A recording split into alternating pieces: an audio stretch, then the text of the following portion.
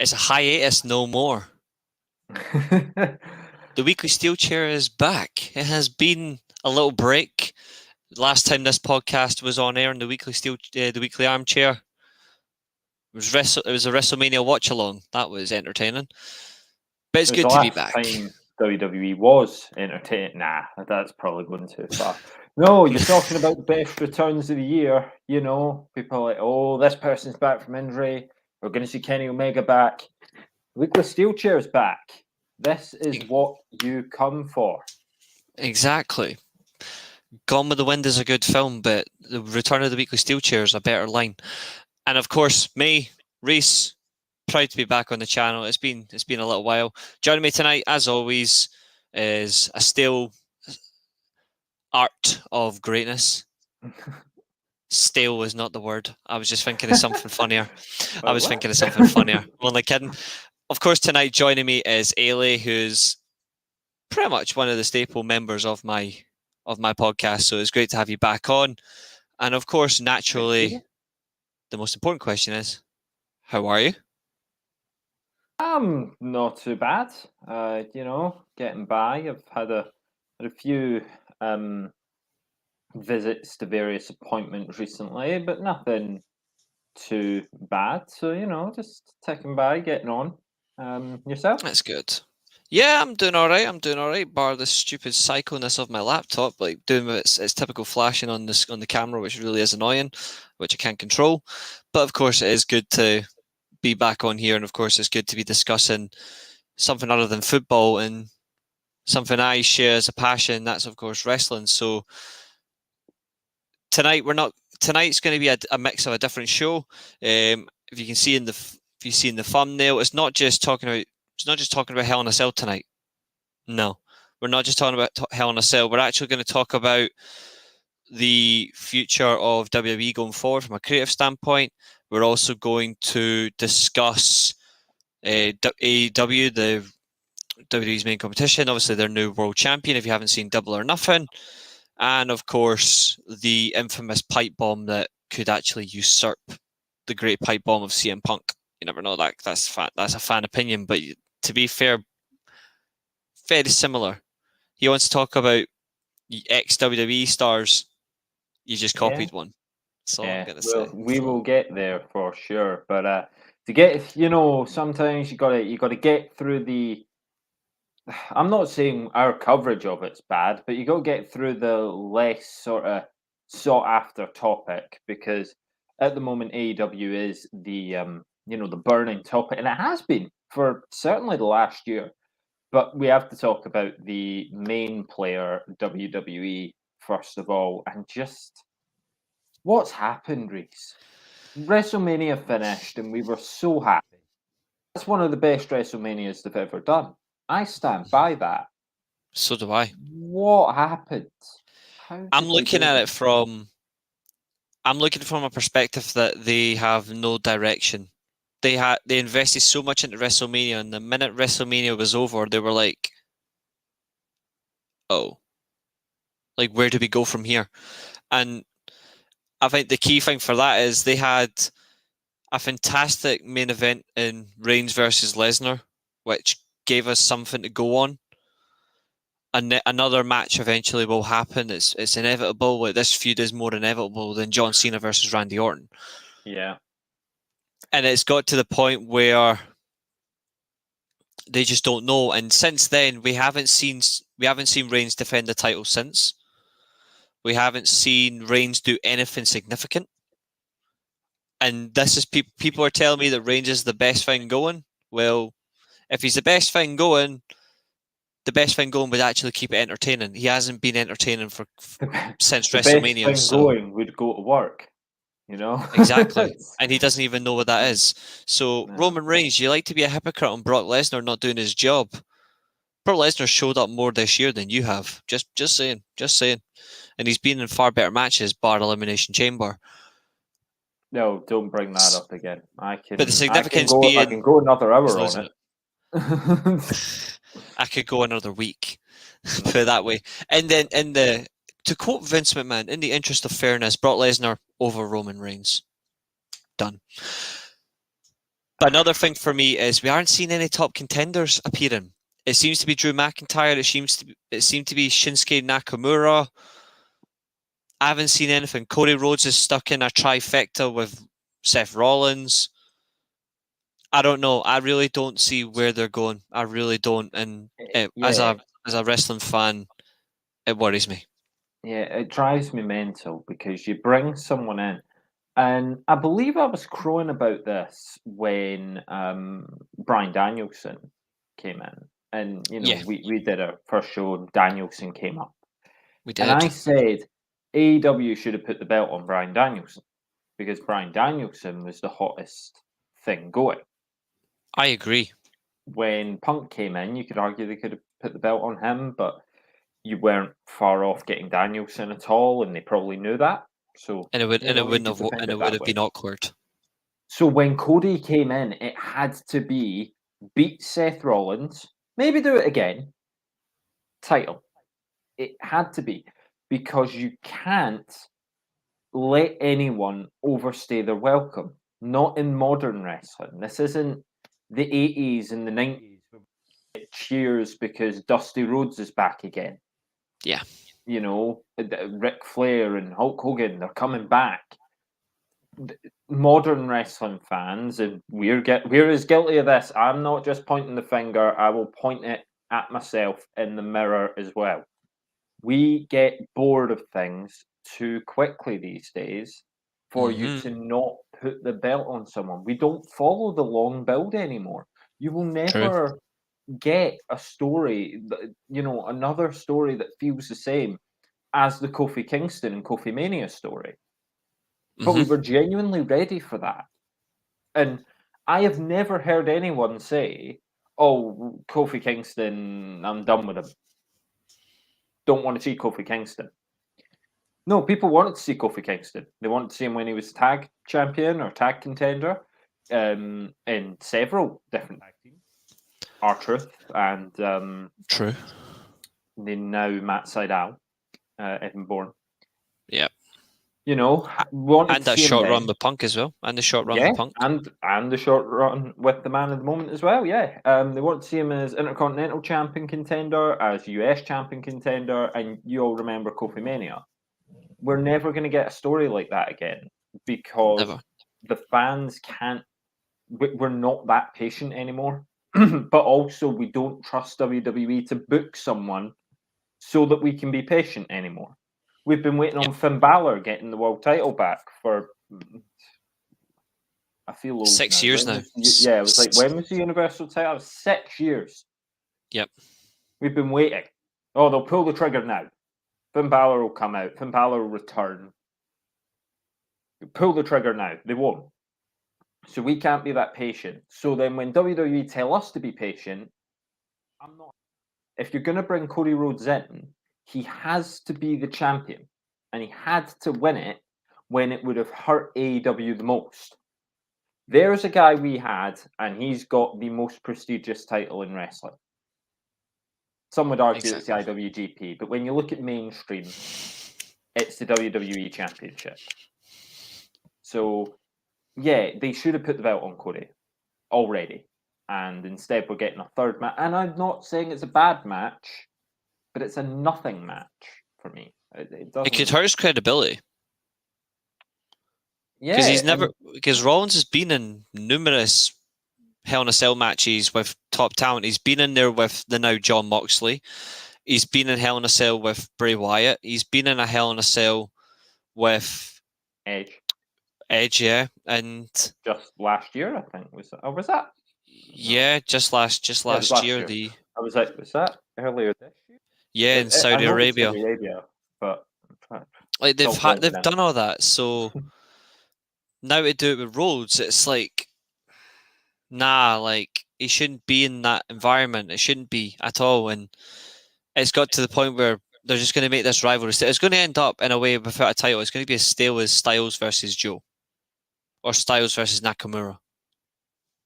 And just listen to the names you said there. As stale as AJ Styles versus Shinsuke Nakamura. Yeah. It's only WWE's booking that made that stale. And you know True. it. because before that match happened at WrestleMania, fans were foaming at the mouth to see it. Yeah. And when AJ Styles and Samoa Joe locked horns again, you're like, oh, okay, I want to see this. Let's make it about Wendy. Oh, Wendy. No. The booking was dreadful. For some reason, whenever they got babyface champion, he has to look like an idiot as well. Yeah. So, I hate that. I like it to be. I want them to be booked strong. it doesn't do them any harm to be booked strong. I don't like him, but it worked for John Moxley. Yeah. You know, he looked very strong. It's consistently working for Roman Reigns because WWE are so far up his arse.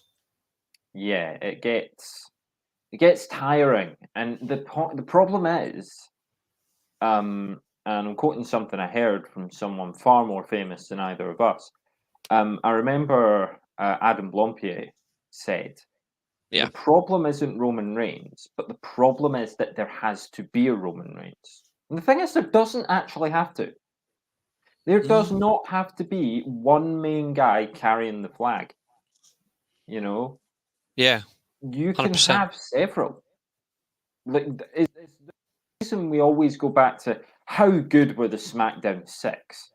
It wasn't that one of the SmackDown 6 is brilliant.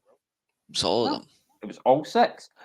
And it's not like WWE don't have the talent to have a new SmackDown 6 or Raw 8, you know, and push them and give them good feuds and stop making them look like idiots and stop booking them in pointless stuff and just give us the feuds that we want.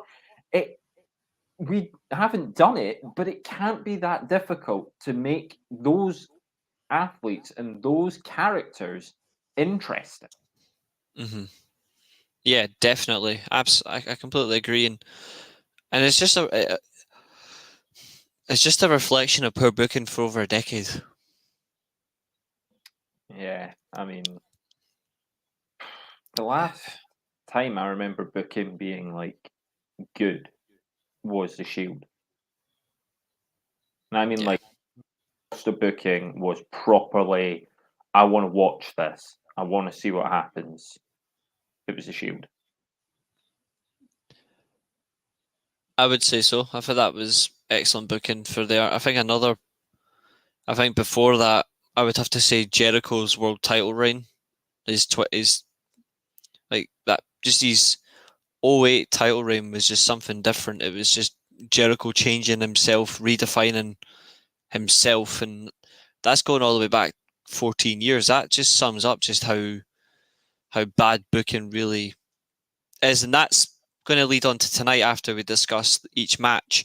So, without further ado, we are going to do it in order. Like we're just going to quote Wikipedia's stupid order because, frankly, we already know that won't be the order on the night anyway. But the first match, of course, is as we've quoted it, the nothing match, Rollins versus Rhodes inside Hell in a Cell. We've already seen Rhodes win twice. Either Rhodes wins the third one and it's over and done with, hopefully, or they're going to try and prolong this into Money in the Bank some way where Rhodes will want to win the title, but Rollins will probably get involved with Money in the Bank. I think Rollins will win this one. I think Rollins does go over. I don't think Rhodes will walk out, although I would like to see this feud dead and buried. I'm just going by that logic, but I think they'll try to prolong this. I think Rollins goes over this weekend. What about yourself? So, Seth Rollins is in no position to lose again, but he hasn't been in a position to lose again since he lost at WrestleMania. I found it so weird that they decided to even do it again. You know, the problem is Seth Rollins really needs a win. Cody Rhodes really needs to not lose. If he does lose, he'll have to be screwed out of it. And who screws anyone out of a Hell in a Cell match? You know, Brock how's he Lesnar. gonna? Yeah, are we gonna get the return of Brock Lesnar? And he'll rip the door off the. No. I don't put it past WWE to put Cody over again. because I don't know, this Seth Rollins heel run, the character stuff that he's doing is great. The fans clearly love it. You do eventually need to win a match, or I will stop caring about you. Yeah, So I think Cody wins, and then I think Seth disappears from TV for a bit. that would work. He might take some time off because he's been working relentlessly for so long. Obviously, like he does deserve a break. I would have no issue with that personally. I would have no issue if he took the time off. Like I said, we really know. Like we're telling you now. Anyone that's watching, obviously, like, share, and subscribe to the channel. Follow us on Twitter as well, like the channel, it's Sports Armchair. We generally think it's going to be a shit pay per view, but we'll at least make it fun for you. We'll try. Exactly. The next match on the list: triple threat for the Raw Women's Title. Belair versus Asuka versus Lynch. Yeah. This is a pointless one. I'm sorry, but this is also pointless. In no way, shape, or form should this be a triple threat. This just makes it more annoying for Bianca Belair's title reign. It's annoying because they always want to attach. They want to put more and more people in with Bianca, and I get it that Becky Lynch and Asuka are both, huge stars. Yeah. Like as far as the women goes, but Bianca Belair's the champion. Why not just give her a singles match? I wouldn't mind, and it's going to be very hypocritical because we've already, we just said we've seen Cody and Rollins. I wouldn't mind Bianca Belair versus Becky Lynch again. That's definitely one of my favorite matches of the year. What they did at WrestleMania, fantastic match, brilliant. But Asuka is also interesting in her own right, and the other thing you get with WWE is they're always like, well, we'll save it for a big four. We'll save it for a big four. So, well, if you're going to save everything for a big four, why would I watch this? What's the point of Hell in a Cell? What's the point of Backlash?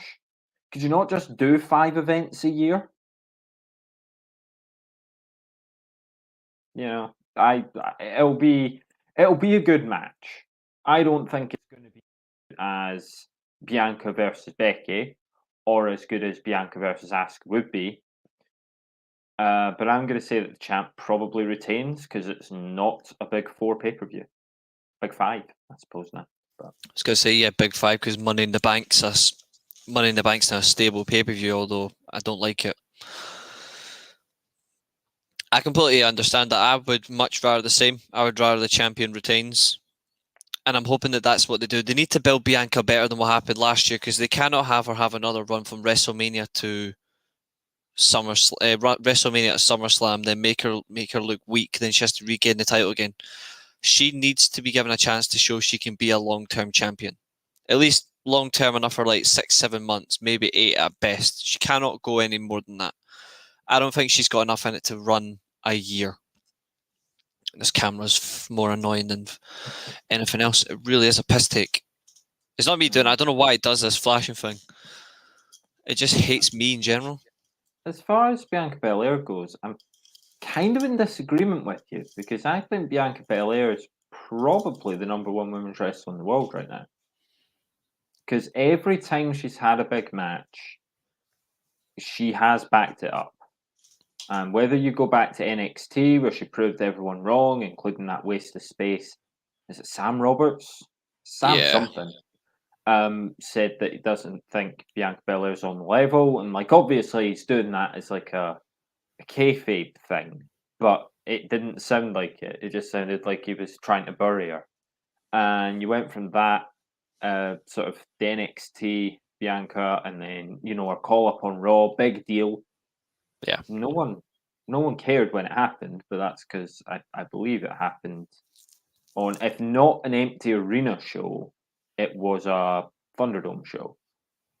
But I think it was empty. I think it was empty empty arena ones where they just Yeah. walked her out, her music played, and they were like, "Oh, it's Bianca Belair," but there is no sound at all. So she's already climbing a cliff face to get over, and because she can talk and she can work. Yeah. And I think that she could be the champion if all of her potential challengers don't go off in a strop. Not referring to anyone at all. Totally want to get your point of view on that shortly, actually, because you've actually brought up. I really want to ask you about that, because obviously that will tie into after the match when we ask about where does WWE go from here. The third match on the list out of 6, the third match has a bit of an interesting vibe to it, because it's the reason I say I've got an interesting vibe is because one thing's going to happen: either there's going to be a double turn, or someone's going to get, or there's going to be at least one turn. I think, based on the vibe I get, I don't know why I've got it, but it is the handicap match. It is Lashley versus Omos and MVP. There is something about this. There really is, because Lashley as a babyface doesn't work. I don't. This isn't 2006 anymore. He can't, or 2007. He cannot be a babyface. He has to be a heel. Surely in this match you have something like that. You have a vibe like where he can turn, because you can't turn home Omos babyface because he sucks. Yeah, cheer him. Well, the thing he was babyface, but you know he was sort of getting over as a babyface when he no-sold the chair shot. Yeah, that was the funniest no-sell I've ever seen. Yeah, he just stood there. Just, you know, it was almost like he wasn't told that was going to happen. Not so much that he was no-selling it. I mean, you look at the difference between him and Wardlow. Wardlow, you got a guy who has money, licensed to print money. Omos is a big boy that Vince likes, because Vince likes big boys. So the thing is, though, Eilidh's not wrong, although I always laugh at that joke anyway. I always laugh at the Vince loves big guys joke. Yeah, I mean nothing by it, obviously. I really need to stop. I really need to stop laughing at the joke, but it's always fun. It's fine. Yeah, you know. But your point, anyway, yeah. Yeah, the point I'm making, WWE's other obsession is, well, our fans don't remember. Our fans don't remember. Bobby Lashley's face now, he was a monster heel. Like, he was a monster heel feuding with Drew McIntyre. As against a monster babyface, because even though they don't usually use that term. Drew McIntyre. People loved the match. And then you saw that the people who were happy about Bobby Lashley being champion were like the people like, oh, did he get this Drew McIntyre thing and his title reign hasn't worked? It's like, have you realised that maybe WWE just can't book these champions? Like, not anymore. I would almost bring John Cena in to book it. It's like, hey, John, how did you always stay interested? Could you maybe put some of those ideas together for us? Or are we going to have another maximum 6-month reign for a babyface champion, and then we'll give it back to one of 2 heels now? It used to be the same heel, give it back to Brock. Now it'll be give it to Roman. And then we'll get 6 months of a babyface's champion. It'll go back to the heel. As far as Lashley and being and turning in this match, I don't think so. I think that Omos I don't think it will, but it'd be better. Going to collide with MVP, and Lashley will use that to his advantage. Mm-hmm. But because MVP, if he gets hit by Omos once, he's going to sell it. He's going to be at the match. I just don't get why it's happening, Reece. I don't know. A waste of time.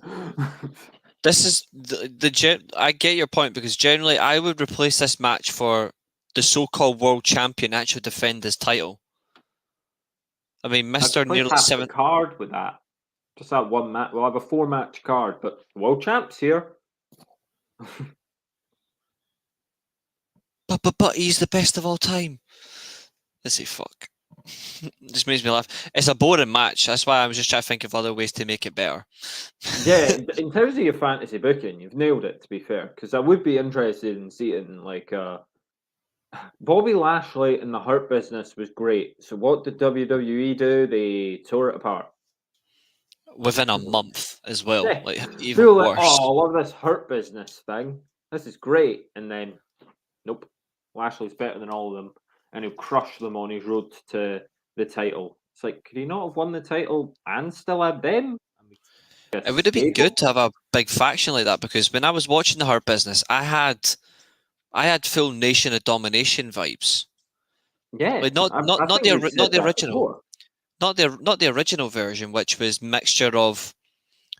It was a mixture of obviously like what would become the DOA. It was like powerful white wrestlers, powerful black, and it was great to see them. But when the second Nation of Domination came around, it was 4 or 5 proud black men who were trying to show, obviously, because actually there it was woke culture, which is now more so than ever.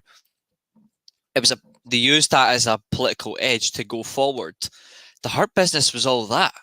It was the same way. It was, here's 4 successful black superstars showing we're here to run this joint. You've got Lashley, the powerhouse. You've got Shelton Benjamin, the amazing technical star. You've got Cedric Alexander, who's like the high flyer working his way up. Then you've got MVP, the most recognized out of the 4 for what he's done, because obviously he's done booking on his own. He's done director stuff. He's competed in the ring. So there you go. You've got the 4. You've got the linchpin, and then boom, it's gone.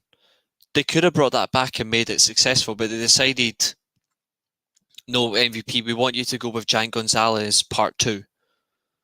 Like, yeah. Or in this case, Part 3, because Greg Khali was more like Part 2, but pretty much, yeah, it's just, we're just going to waste the time. We're just going to do this, when frankly they shouldn't have. They could have kept the Hurt Business and used it in that way again, like, here's 4 taking control, rather than being under control. Last time WWE, because they're doing it with the Bloodline, but here's the problem with the Bloodline: they're all already over. Mm-hmm. People know who the Usos are, and people know what a Roman Reigns is, and people know what a Paul Heyman is. Yeah, you know what they are. They're not going to change. The in-ring's going to be the same. People are like, oh, Roman Reigns has changed his in-ring style. He can choke people now. It's not a drastic change. The Usos don't need they don't need Superfly splashes anymore. They do a one and done. Yeah, like, great, cool, love that. I don't. But the whole point of a faction, and it's something the other side do so well sometimes, because some of their factions are rubbish on AEW. But they use factions to get people over, to get people involved, to like do things. Sammy Guevara being a very good example. Although right now I don't like his current work, but I don't think anyone likes his current work. But it's okay, because he'll put himself in, a wheelchair soon enough if he keeps doing stuff like that. The way he's going, he'll be the way he's going. Yeah, he's going to be in a wheelchair. Yeah. But as far as he and their factions go, here's the Bloodline. You know who all these people are. Okay, what about a faction of like introducing us to some people? Rick Boogs plays guitar for Nakamura. Great. Stand-up job. I feel sorry for him, because I think he's the most entertaining guy on SmackDown. Yeah, I mean, it's a low besides bar, Mr. McAfee. Yeah, but isn't that awful as well? That like people are like, oh, like after that match, I was like, I want Pat McAfee to become like an attraction, as in like, he'll have a match at the, funnily enough, big 4, big 5 shows. He'll just have a match. He'll build a program. Doesn't have to wrestle every week, but it says a lot that he was more entertaining than 90% of the guys who've been on the show weekly for the last 3 years. Exactly. And that is a worry. Yeah. But I completely agree with your facts. I think they are trying to do this now in a way, although it's not going to work, is they're trying this with Judgment Day, and they're trying it with their new version of Bullet Club. Although really, I'm sick of people.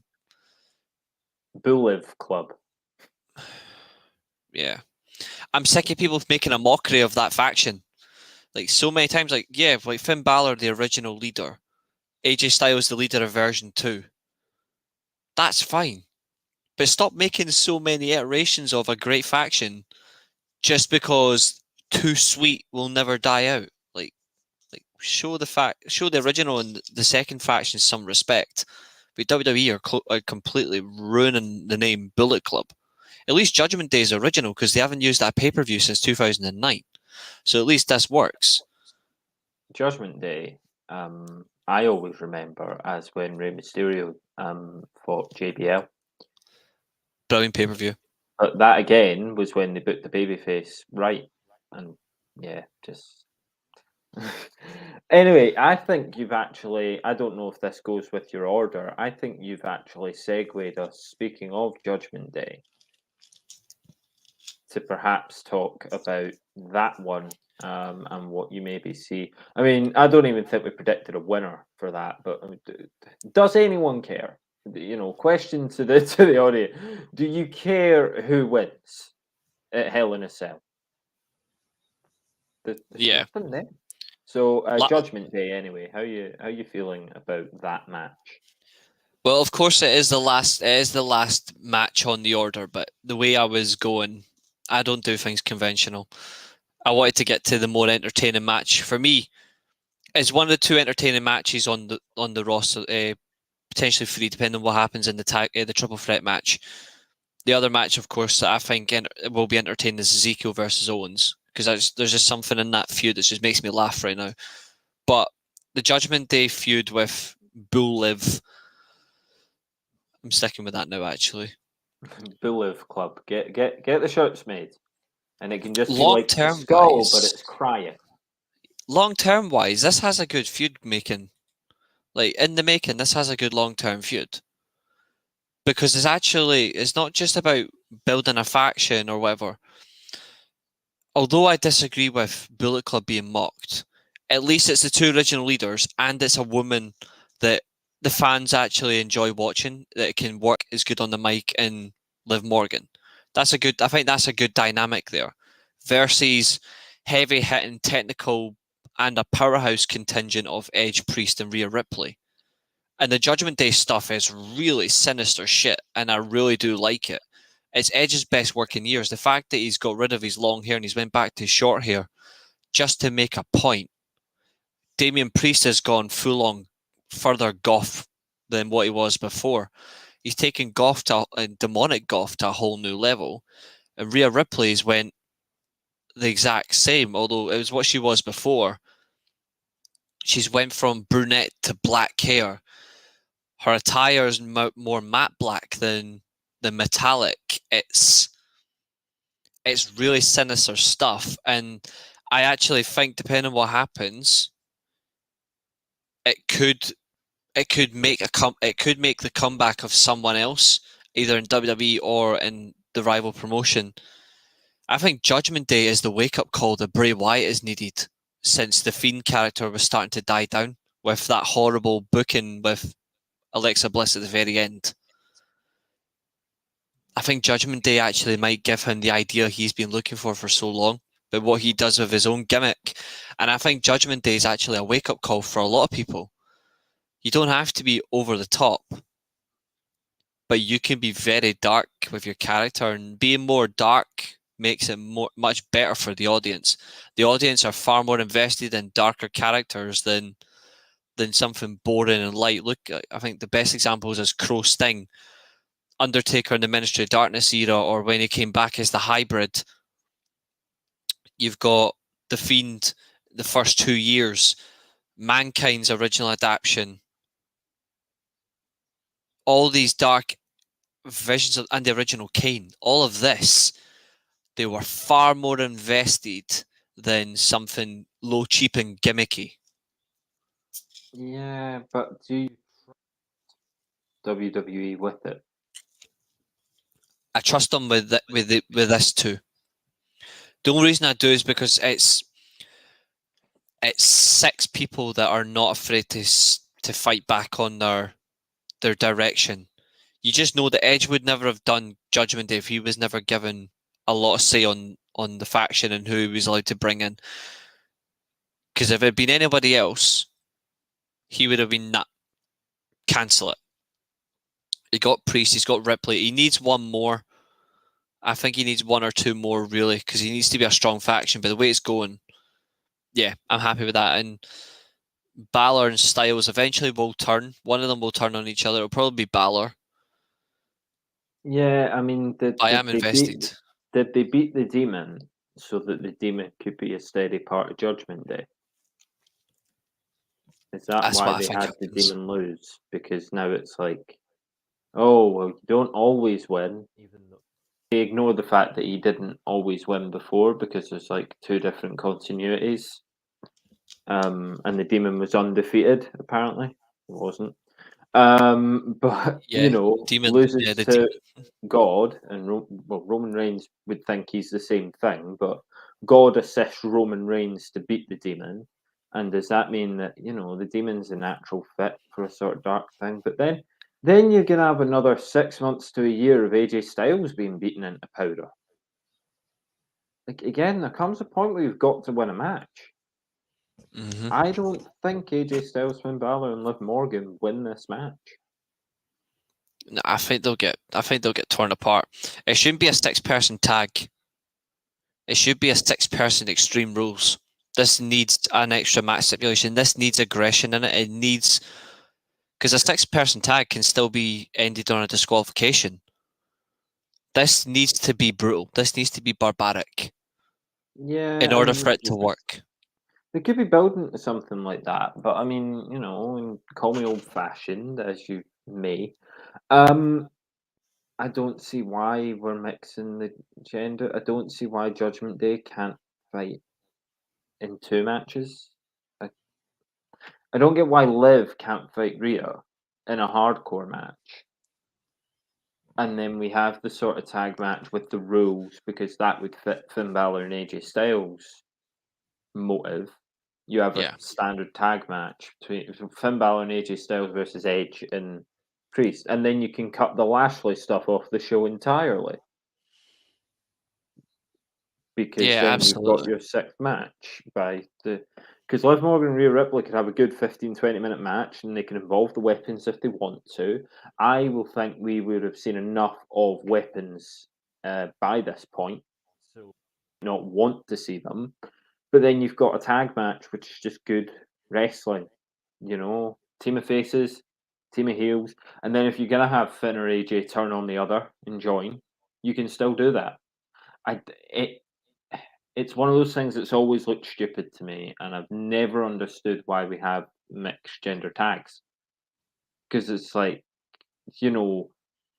it's weird, especially from my angle. It's weird because the women can interfere with the man, and the man can't interfere with the woman.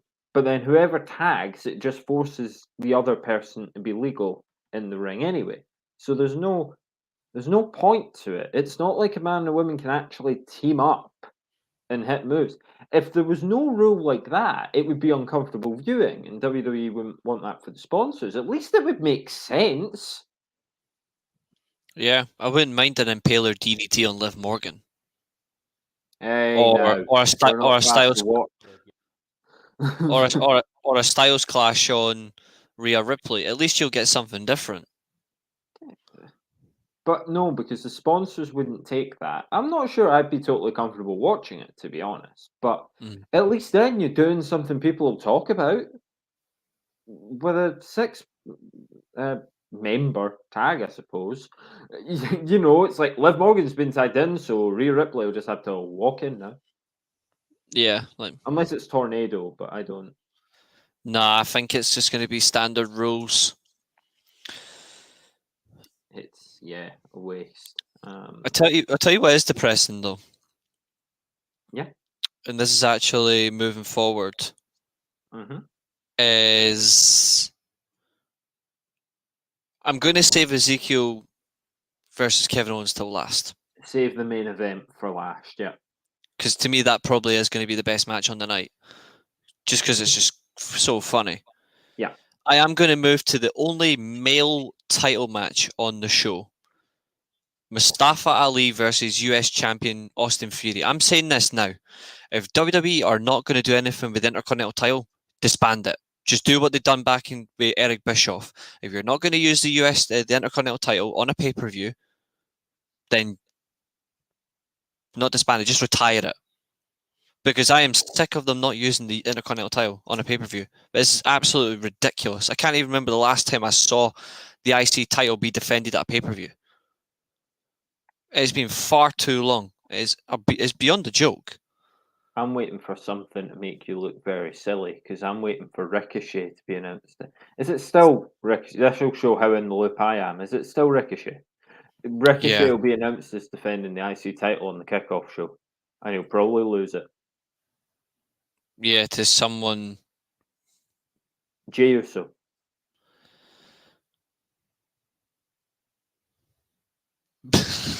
The worst part Yeah, is you can actually see it, can't you? Like no, it's true. disgraceful. And yeah, US title, Austin Theory is great. Can we stop using the same people in title matches that we know aren't going to win? You know, Exactly. Mustafa Ali. How long was it like, oh, Apollo Crews is going for a title? He eventually did win it. The run didn't live up to it. And it still makes me quite sad because I really like Apollo Crews. But before he was all, you know, he came out with the spear and stuff. That was, yeah. Before that, really liked him. Then found it a little bit weird. But, it used to be Ricochet. Mustafa Ali in this spot and will be in this spot forever. And you look at all the names they released, but they know that people like Ali and they know that people attach to Ali and people relate to his story. So, like, we're going to put you in the spotlight. You're going to get a pay per view match. You're not going to win. Don't be stupid. You're not going to win. They ripped Retribution away from him. Okay, it didn't work. Okay, people are laughing. That's not necessarily his fault. You True. know, I I don't know blame his who real did around story. him. But yeah, like stop putting Mustafa Ali in title matches. Just stop using him because we know he doesn't do anything.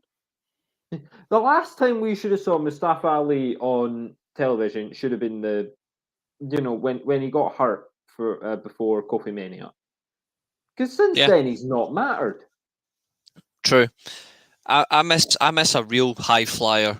Like I miss Pac or Matt Sydal in WWE because Mustafa Ali generally bores me to death. Like the man is more boring than a Donald Trump press conference. Like generally, it's so boring, so boring. Yeah, He can work, but he has no entertainment to him. He doesn't have a personality. charisma. That He's too. got none of that. Thing is, he Like, used to.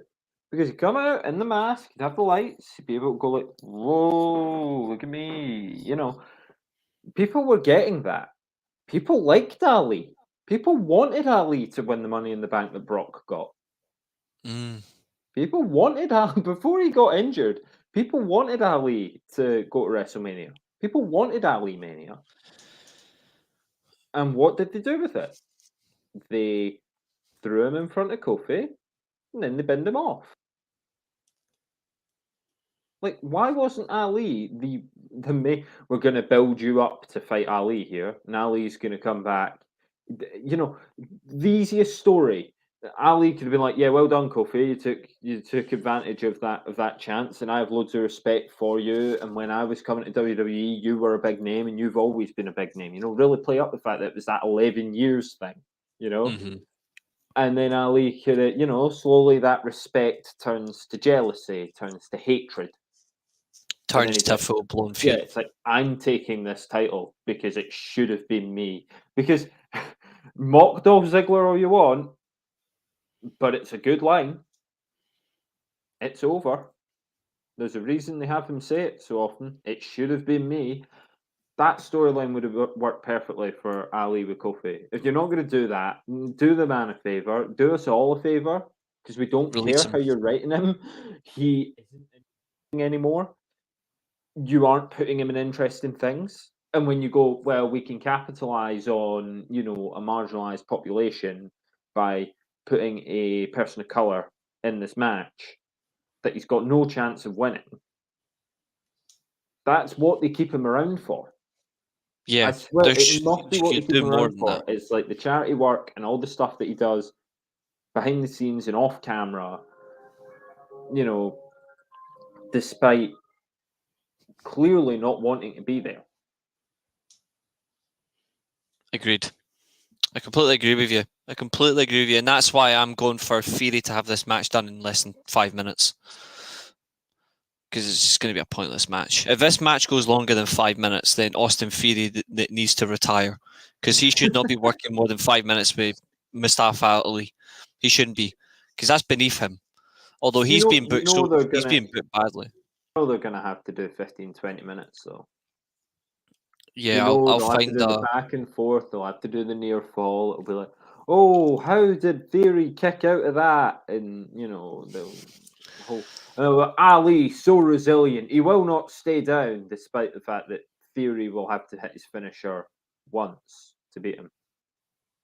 It'll just be he wouldn't stay down. He was punched and he didn't stay down. Done. Yeah. Exactly. And of course, the last match before we move on to something far more exciting, of course, is Ezekiel versus Kevin Owens. The craziest, but perhaps the funniest booking right now is this storyline. If it had been to anyone else to go up against Ezekiel, it wouldn't have worked. But because it's with Kevin Owens, consistently good worker, best on the mic right now in WWE, work-wise, it's his best work in years in terms of like how he's working in the ring. And the Ezekiel transformation from Elias is just absolutely... Originally, at first, I was against it. But since then, it's been absolutely genius. And these two have just clicked really well. With the connection in the ring is so evident. First of all, what's your prediction? I'm going with Kevin Owens to win this weekend, but like very marginally.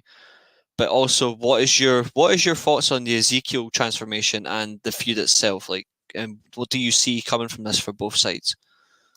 I don't know what transformation you're talking about. He's quite clearly a different person. You know what transformation I mean? No. He is not Elias. He is Elias's younger brother. And so is my face. It's my younger self. So the debut of Ezekiel was laughable until he started talking, and then it was funny. That was the thing. He changed it from people laughing at it to laughing with it. And that's when you've got something good. People don't laugh at R-Truth because R-Truth's ridiculous. They actually find him funny. Okay, some people laugh at him because he's ridiculous, but people also find what he says and does actually funny. And it's about how you take things. And the thing is, Ezekiel's clearly got it off his older brother because Elias was great at that. And I think that Ezekiel should go over because that'll build us to a nice return for Elias and we can finally have the big feud. You think about Brett versus Owen in terms of a man who's been spoken about a lot recently in terms of Owen Hart, Brett versus Owen. You could have the next one in Elias versus Ezekiel. So I would build him up for that and probably main event SummerSlam with it. The crazy thing is how they book it though. Because whether you want to admit it or not, it's the same person. So I'm like, how they book it is, do they do it like what with Kane versus Kane? One of them is like, it's like a fake Elias. Again, like someone comes out with a fake beard and a fake hair and is like, oh, here we go. Here's Elias returning to faces. Did you? Well, no one did. But did you see on Impact before Ethan Page went to AEW? He was doing a thing called Karate Man, I think. And Ethan Page fought the Karate Man via green screen. And it's about as awful as it sounds. CGI it. They could do that, although I'll admit that would be very... to get Braun Strowman to tie up Braun Strowman. I just hope it's not cringy if they do book this. Although it would be good for it to see it'd be good to see a guitar shot though. Elias cracks him over the head with a guitar though.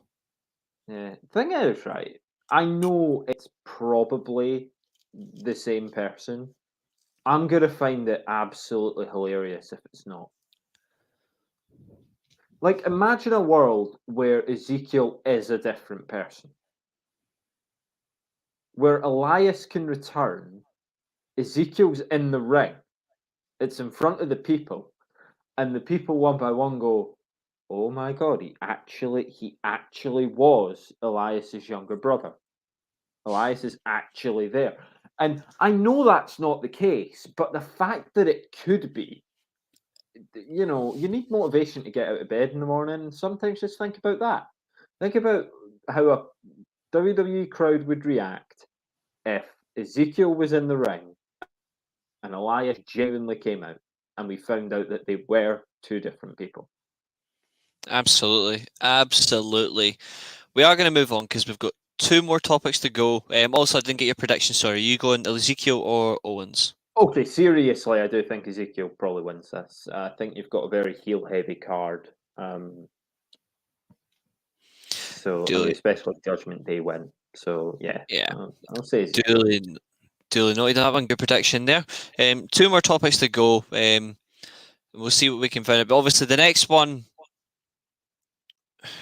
it's a bit of an odd one for ourselves because obviously we are WWE fans, but we're also lifelong wrestling fans, and we are going to the wrestling in September as well. I'm staying. All my stuff is booked. I'm going to be staying in Bristol, so that's going to be fun. I believe Greg actually managed to sort us a place in Cardiff. Nice. Booked it way before the show was. I think before the show was even confirmed. I'm staying in, I've confirmed I'm staying in the hostel in Bristol, so that's not going to be too bad. I'm flying to Bristol and then I'm going to get the train from Bristol to Cardiff. Bristol's not bad. It's only half an hour on the train. Yeah, see, easy. And then I'm staying overnight. But anyway, the last one, of course, because ourselves, lifelong wrestling fans, which we're going to see in September, is something that really hits us hard, and it's WWE's future. And if anyone asks him, what I mean by that is WWE's long-term future. We've got fans being hypocrites, calling Roman Reigns the greatest thing, like the greatest of all time, when he's hardly there. He's not defending his world title, but they will slander Brock Lesnar for doing the same thing. You've got a creative output, which we've already discussed tonight, which has been a very big miss rather than a hit for the past decade. And you've got a talent roster that is, unlike AEW, which is a bloated roster, WWE's roster is diminishing by the day. It's coming down heavy. They're just releasing talent for the sake of it to cut costs, but they're releasing the wrong talent, and it's really affecting themselves for feuds, long-term challengers to the champion. It diminishes the champion, hence why he's never around. For you, what is your thoughts on WWE's long-term future, and where do you see them going forward? Because obviously, after this, we've got Money in the Bank. Then it's SummerSlam. There's so much riding on WWE over this summer. They have got to get right. So, what's your thoughts on this one? Well, one of my favourite wrestlers of all time is Triple H. My favourite wrestling booker of all time is Triple H. Yeah. Shawn Michaels in second. But Black and Gold NXT was Triple H's baby. And Triple H knew how to book. Triple H still knows how to book. I'm acting like he's dead. He thankfully isn't. Scary situation for him. So, super happy that didn't happen. Super happy for him. And apparently he's back at work, but he's not going to get that power back. Black and Gold NXT is gone. And the thing is, Black and Gold NXT didn't have a bloated roster, but the roster wasn't thin. Some people go, "Oh, Black and Gold NXT only had 30 people on the roster." It's like, well, remember, you were originally doing an hour of TV. So you could only have 30 minimum. People's a lot, 30 people's a lot. The episodes of NXT, you got like 14 people on. And that was it. And it was a great show. And you go, I'm watching that again next week. I'll be back, loading up on the network. WWE know how to book. That's the annoying part. There are people in WWE who know how to book, know how to make intriguing, compelling stories, build characters, know how to get people from the ground and get them over. And the problem is, look at NXT 2.0. If you have, it's actually not bad. Just It's still better a than the few main things. roster. Yeah, there are some things wrong with it. Like, for example, Mandy Rose being champion 200 days too many. But Well, I mean, if they're going to keep releasing the others, no one can challenge for it. yeah, You know, I think what they should have done is keep Tony Storm a babyface, put her and back on then NXT. kept Tony Storm on NXT. No, kept her a babyface. Mind, she turned heel on NXT. Yeah, I wouldn't have involved her in War Games. I wouldn't have turned her heel, and I wouldn't have called her up to SmackDown. agreed. She's part of the best women's division in the world. That was. You add Tony Storm to it. You know, just again, maybe I'm being stupid, but it doesn't seem that hard to make this No, interesting. no, you're And the right. problem is, and the reason I've sort of gone off topic, Black and Gold NXT is the best booked wrestling I've ever seen. And it's not even close. So how can we go from a company that knew how to do it? I mean, when did it die? Just last year? So just a year ago, they knew how to do Yeah, it? How can we go from that? Obviously, Triple H's health, huge concern. But you're telling me he was the only one who knew how to book like that? You're telling me he's the only guy who knows how to make that happen? Regal. And where's he now? You know, like He's now doing Blackpool CC. yeah. Well, I hope we'll have time to talk about what's going on in AEW, obviously following Double or Nothing. But that's the problem. They haven't been able to book. NXT Black and Gold was the whole, oh, we can actually book. This is WWE when it's done right. And then the main roster was, this is WWE, but for the families, and we'll do silly stuff. And here's dog food. And here's Baron Corbin pushing Finn Balor around because I'm a big man and you're a small man. You know? Or here's Rey Mysterio kayfabe losing his eye. Yeah. Just stupid stuff again and again. And eventually you've had enough. And that, Yeah, you know, I'm nearing my Popeye moment in terms of WWE. It's a good thing they're coming this year because, you know, I'll get to see a pay-per-view live, and then I honestly don't know how often I'll be checking back in. absolutely. It's sad. It's just really sad to see something that used to be so good. I'll ask you, do you think we've just aged out of it?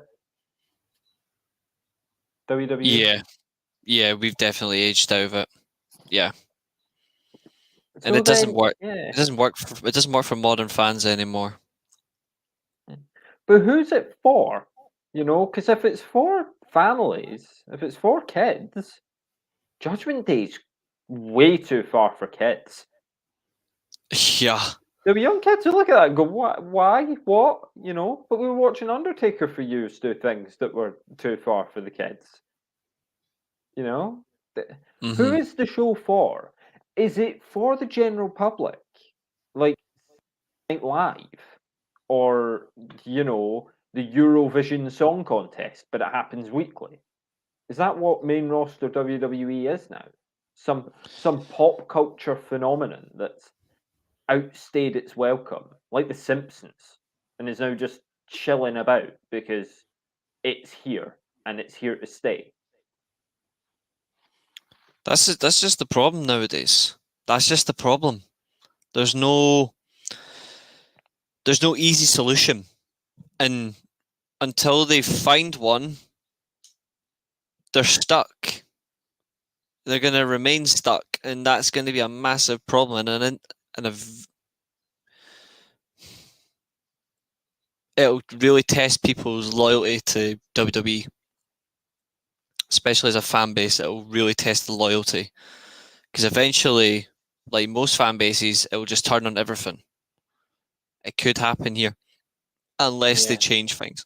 unless they do.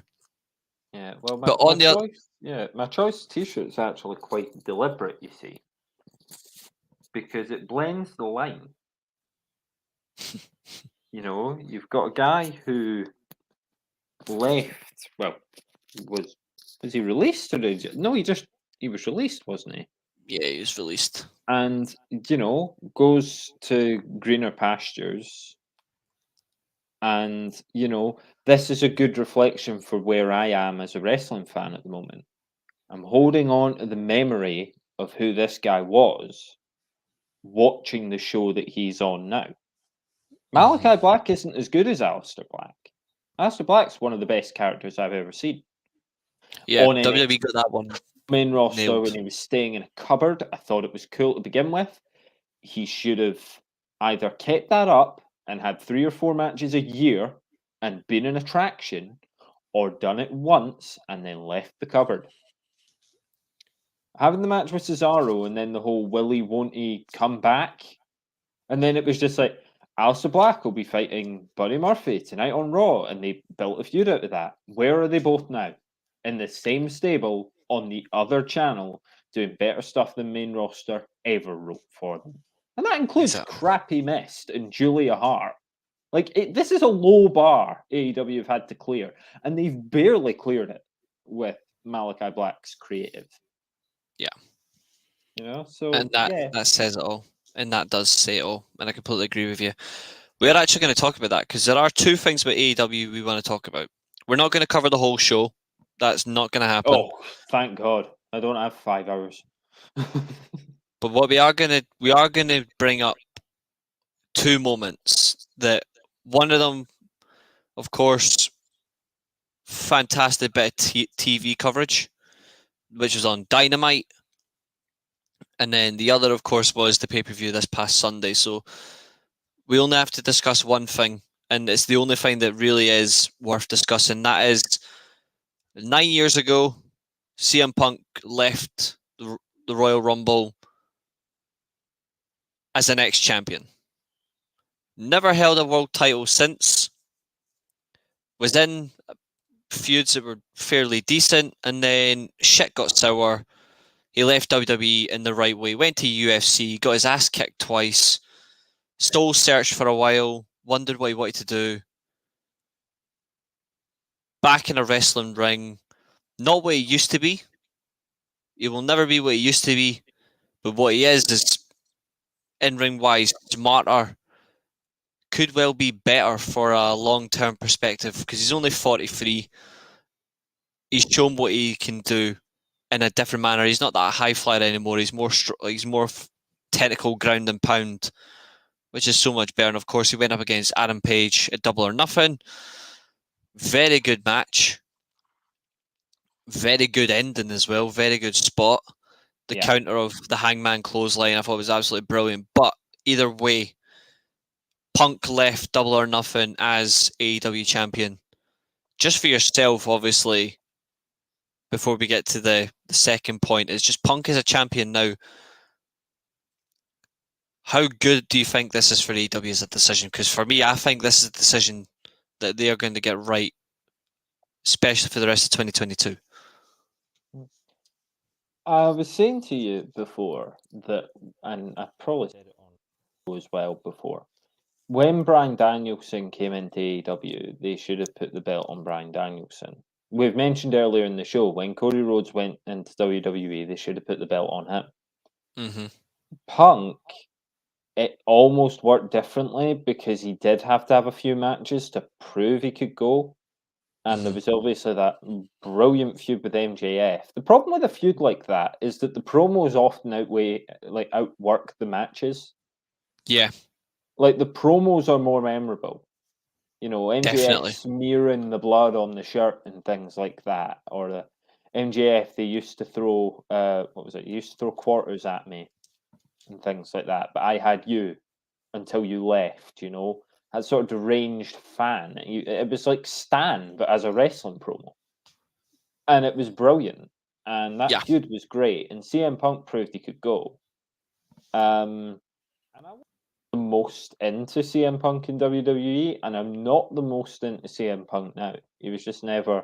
I was one of those annoying ones. I was too young to get Punk, so I always liked Cena. I wanted Cena to win, so I didn't like when Punk won. It was that sort of thing. Fair enough. When The Rock won, I was actually happy because at that innocent time, I used to follow wrestling like, well, the good guy needs to beat the bad guy, or I'm going to be unhappy. And now it's like, oh, but they're a better character, and this will suit them. Yeah, we ruined the fun for ourselves, Reece. We did. But yeah, as far as CM Punk now being the champion, I think it's a good time for it. I mean, Hangman Page's title reign was going absolutely nowhere. Which is a damn shame. I'll tell you the problem. They booked him against Adam Cole. Mm-hmm. And right now, everything the man we're going to talk about following this, everything I touch turns to gold. The Everything opposite Adam of Cole Adam Cole. touches, everything Adam touch calls turns to shite. Yeah, So when it's booked that like, oh, Hangman was this close to losing it to Adam Cole, Hangman Page lost it completely. He didn't have much of it going into the feud with Adam Cole, but that had to be a statement. Yeah. If it was 3 minutes and Adam Page stood over Adam Cole, Adam Cole's defeated on the ground, easy win, we'll call it. And Adam Page just like, no, you're not on my level. Adam Page didn't do anyone, John Moxley fought Lance Archer, the late Brody Lee, and I mean Omega the first time, I suppose, but I mean he lost the belt to Omega then. But everyone Moxley fought for that belt, Moxley was always like, you're not on my level. MJF, you're not on my level. I'm going to beat you. Yeah. And Adam Page was like, oh, well, maybe I can do it if I put enough charge in my Prius. He was boring. So it's good that CM Punk's champion. I hope it leads to some interesting feuds. He has said a few. He's said a few feuds. He wants Danielson, he wants Jungle Boy, and he wants Jungle Boy. He wants Moxley, Danielson, and Jungle Boy as feuds. Jungle Boy, no. I have no issue with that. He won't lose the title to Jungle Boy. But I know he won't, but why is he even challenging? Dante Martin had a world title match on Dynamite. Why? He rates him. He rates. He actually does rate Jungle Boy as a talent. That's why he wants to work with him. Yeah. I wonder if Jungle Boy's going to end up turning heel. Could do, because him and Luchasaurus aren't going anywhere. Yeah. With the whole Christian Cage thing. They're showing a bit too much of it. I'm sort of like, I wonder if Jungle Boy's going to eventually just turn around and spark Christian out here. And just lay him out. And I would book that. I would say, how best to get Jungle Boy over? Well, okay, spark Christian out. Yeah, absolutely. He's not going anywhere either. He's not really going anywhere. Wasted him. Jungle Boy has been ruined by having matches. Sorry, I left my Jim Cornette mask at home. I am at home, just in a different room. But they wasted Jungle Boy by putting him in matches with people who don't work and who can't work. Mm-hmm. And what do you notice about MJF? Everything for him is just gold.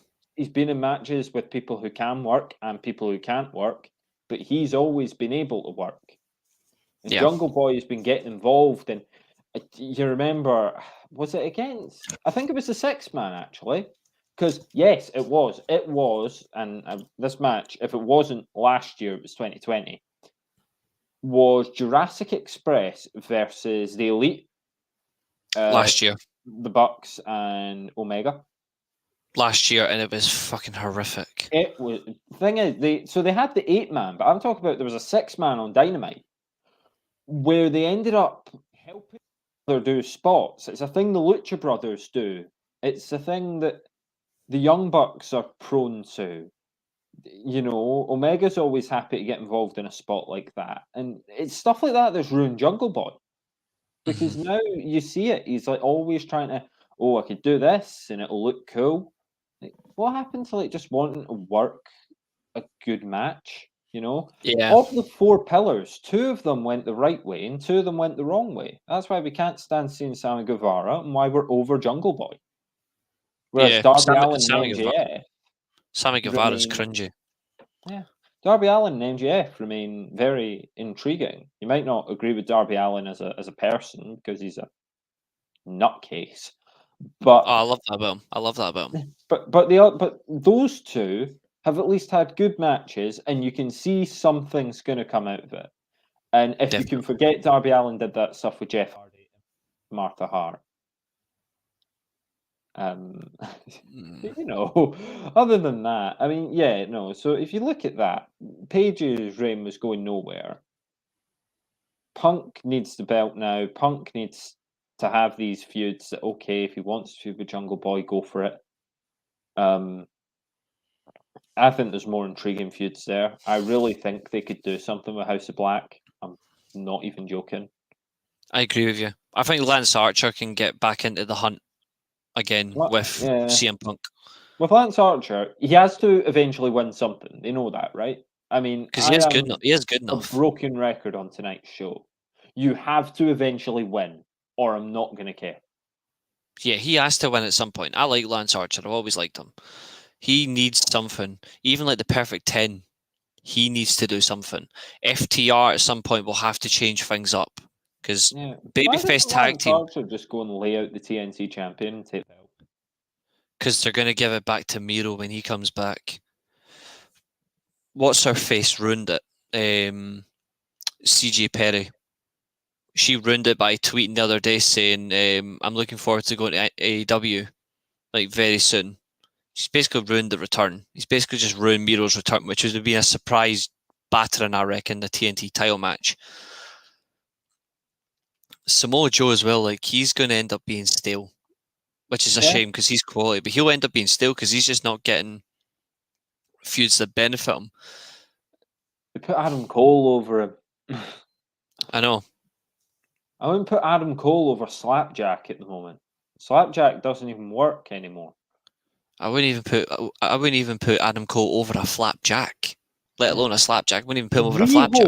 Would probably overpower Adam Cole at the moment. Mm-hmm. You know, it's just and then Britt Baker and that interminable segment of Double or Nothing with, you know, the big ceremony, and then they're just stood there, and you've got 2 heels stood after having won the title dedicated to Owen Hart. It's some of It's just crap. It's just crap. Tony Khan might be a mark. He certainly could be. And of course, as the clock strikes 18 minutes past 8, we are going to end the stream. Not right now, not straight away. But we are going to end it on one last discussion. And that is, of course, the 2022 adaptation of the 2011 pipe bomb. I'm not even going to say a word. I'm going to leave it all to you. Oh, you're sure? Okay, well, you've asked for this one, right? I thought it was awful. I can't even kid. It was brilliant. It was fantastic. This promo, I've listened to it 5 or 6 times today. It is real. It is raw. The last time that a promo was that good for me was actually when CM Punk had his business with Eddie Kingston. Another great Moxley feud. Yeah, exactly. But again, Moxley was like, "I'm better than you." Yeah, exactly. But yeah, so as far as the MJF thing goes, there's a lot of discussion over whether it's a work or And obviously it's blurring the lines, and that's what it's meant to do. I'm just going to try not to get involved in that. Mm-hmm. Like, I don't want the main talking point, as it seems to be everywhere, to be, but was it real though? Why don't we look at the fact that that was brilliant? And I was listening to Dave Meltzer's coverage of it, and I get the feeling he got the wrong idea. He said that MJF doing that was good, but if it happens too often and you hear more wrestlers mocking AEW on screen, AEW is going to come off as a minor league promotion. Yeah. But you got to remember, the stuff that they're mocking is minor league. Exactly. People love it when the villain at least has a point. You know, MJF's been absolutely despicable. Also, right, Tony Khan is a mark, and he should not be booking a wrestling show. And we've spoken about, I mean, I've mentioned it a few times, how hard can it be? Myself doing that, I'd do just about as good a job as Tony Khan. Probably wouldn't book the same way as him because I, take a minute to think about things and I pause to take a breath and I look out the window. I don't just get involved in my spreadsheet, my stats, but yeah, Tony Khan's a mark. He signed a lot of untrained talent, and MJF's going to let him know. And there was talk sort of brewing under the surface, MJF not happy with how much he's being paid, and now doesn't want to talk to Tony Khan about it because he knows that there is a lot of money waiting for him in Connecticut. Oof, die. Plenty of money. Plenty of money, and it wouldn't surprise me. Maybe WWE just holding off because when Miz becomes a part-timer, they'll need a new guy for that mold, just someone that everyone hates. In comes MJF. MJF's better in the ring than the Miz.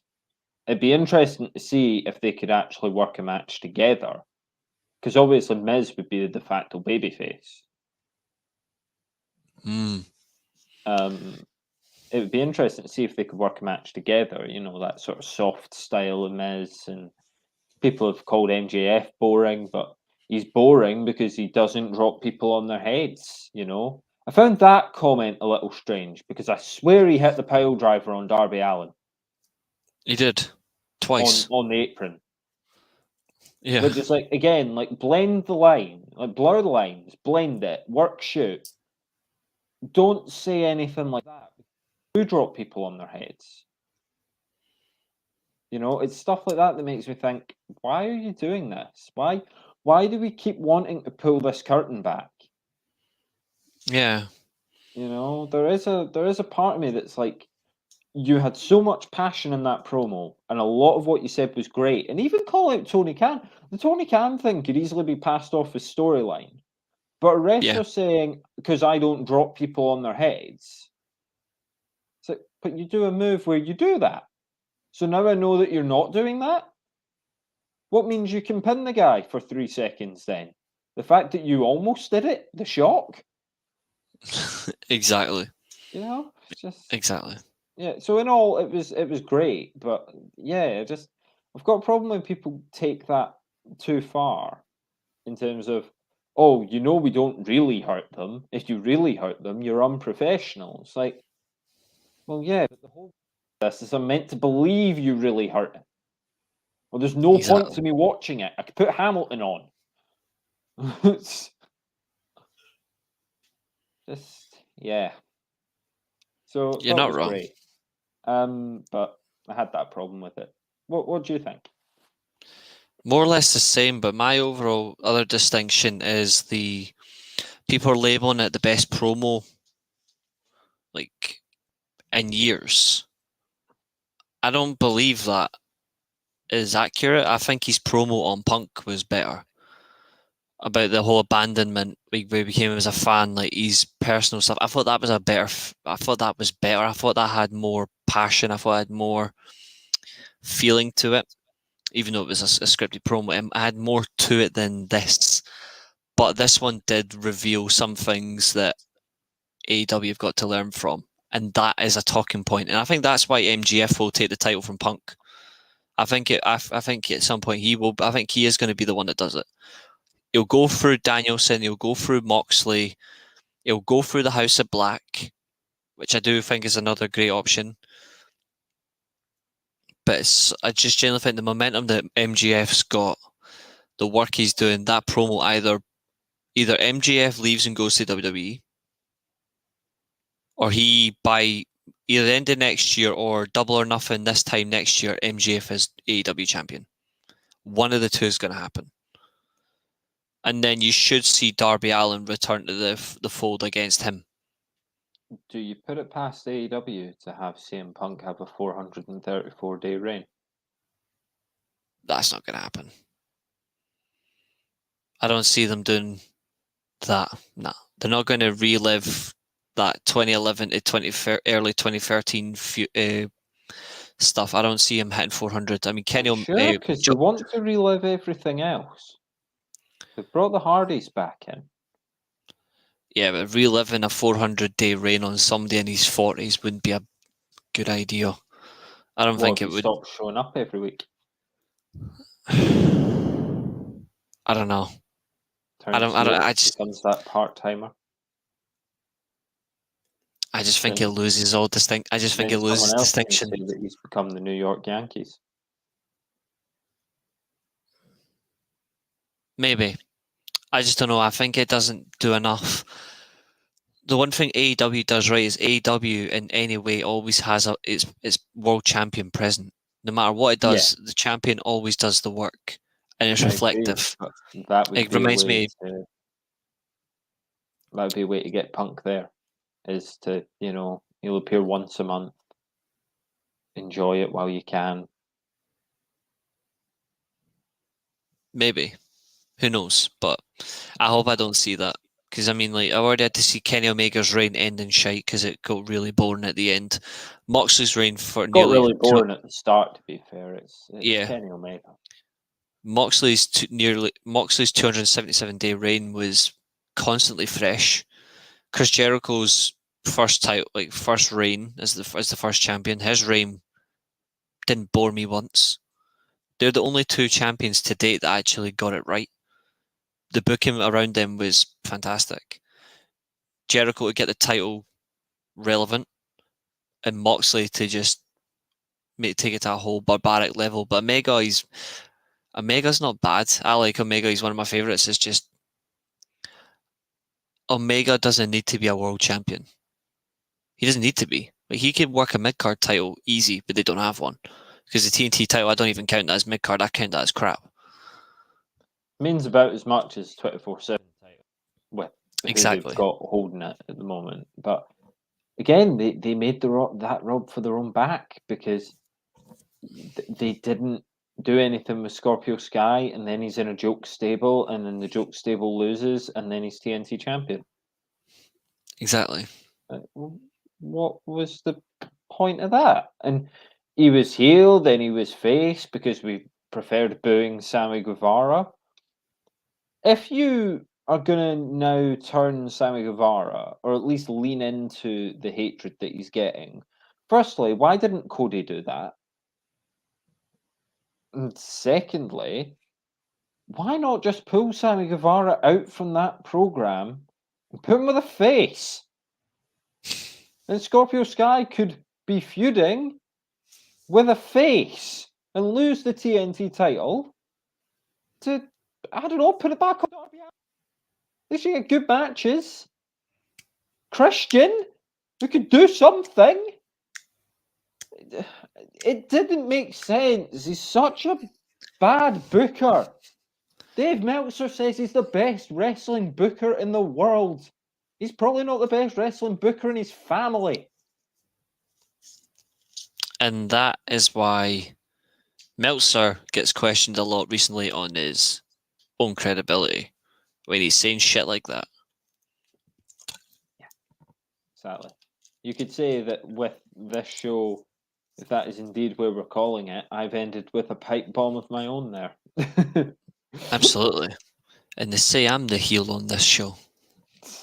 I know. I've come in. I feel like I've spoken really negatively tonight. So I'll end on a positive note. I thought Double or Nothing was the best AEW show. It's Yeah. certainly the best one I remember. The only thing I The winter didn't one was good. actually I did like the like winter. I did like the winter one though. Full Gear, Hmm. or do you mean Revolution? They were technically, no, Revolution was March, so yeah, Full Gear. Yeah. I thought this Double or Nothing card was really good. They're too long, but I thought it was really good. And if you watch it over 2 days, it's really good. The She's only not wrong. thing, the only thing I didn't like was Anarchy in the Arena because it was too much. But everything else, I thought like, okay, this has a place. I didn't even hate the Young Bucks. You know, Me neither. I thought they were brilliant. I yeah, thought fine. it had a good match out of that. Yeah. So just before you're thinking, I hate everything and I hate everyone. AEW at the moment, I actually want to watch, and I do. Definitely. Definitely. And for that, we thank you for a pleasant evening, folks. Myself, Eilidh, really do appreciate it. It is just gone 8:30. It's been a good show. Anyone that is watching, of course, please hit like, share, and subscribe. This has been another good one. Good esteemed company. And at the end of the day, all that matters is we say good evening. This is the weekly Steelchair podcast on the weekly Armchair Sports Talk. Give us a like, share, and subscribe. Follow the channel on Twitter. And if you didn't see the intro at the beginning,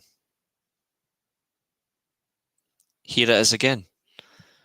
See you later, guys. Enjoy the rest of your bank holiday weekend.